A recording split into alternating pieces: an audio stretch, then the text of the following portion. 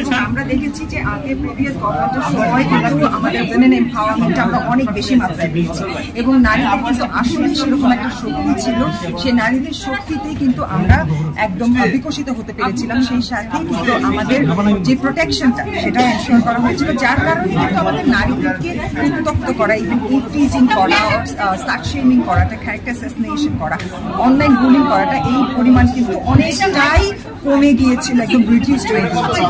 So এর আগের government যখন এটা করতে পেরেছিলেন, শেখ হাসিনা যখন এটা এনশিওর করতে পেরেছিলেন, আমি মানে পূর্বাঞ্চলেও যে জায়গায় গিয়ে শুট করেছি অনেকবার, হান্ড্রেডস অফ টাইমস আমি ওখানে গিয়ে শুট করেছি। এর আগেও অনেক পূর্বাঞ্চলের অনেক লোকেশনের আমরা প্রচুর শুটিং করেছি ওখানে।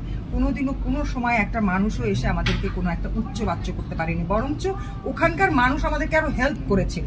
বাট এখন আমি যেটা দেখলাম নিজের চোখে, যে বাবা মানুষ এই ধরনের ভয়ঙ্কর একটা আচরণ করছে, তারা মানে মব লিঞ্চ করার জন্য মানুষকে ইনফ্লুয়েন্স করার চেষ্টা করছে, এই ধরনের একটা ইম্প্যাক্ট আমার উপর পড়তে পারবে বলে তো আমি চলে এসেছি। কিন্তু অন্য কেউ যদি না বুঝতে পারতো তাহলে ওখানে থেকে গেলে তো প্রবলেমটা হতেই পারতো। এখন কি ভয় লাগে?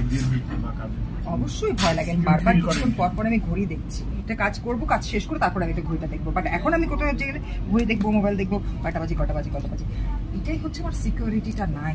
আমি আগের মতো দেখি না যে সিকিউরিটি পাচ্ছি, যার কারণে আমি আশেপাশে যত মিলিটেন্স হচ্ছে, যত রকমের ক্রাইম ঘটে যাচ্ছে, তারপরে আমার সাথে না হলেও আমি কি ভয় পাবো না? আমার কাছে ভয় লাগে, কারণ আমি লাকি এখন আছি, কিছুক্ষণ পরে আমি লাকি নাও থাকতে পারি। I might be unlucky person.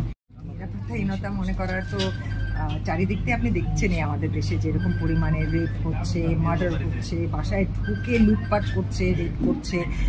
So এইরকম সিচুয়েশন যদি এভরি ডে এভরি টাইম আপনি আপনার ফেসবুক খোলেন, আপনি ইউটিউব খোলেন, আপনি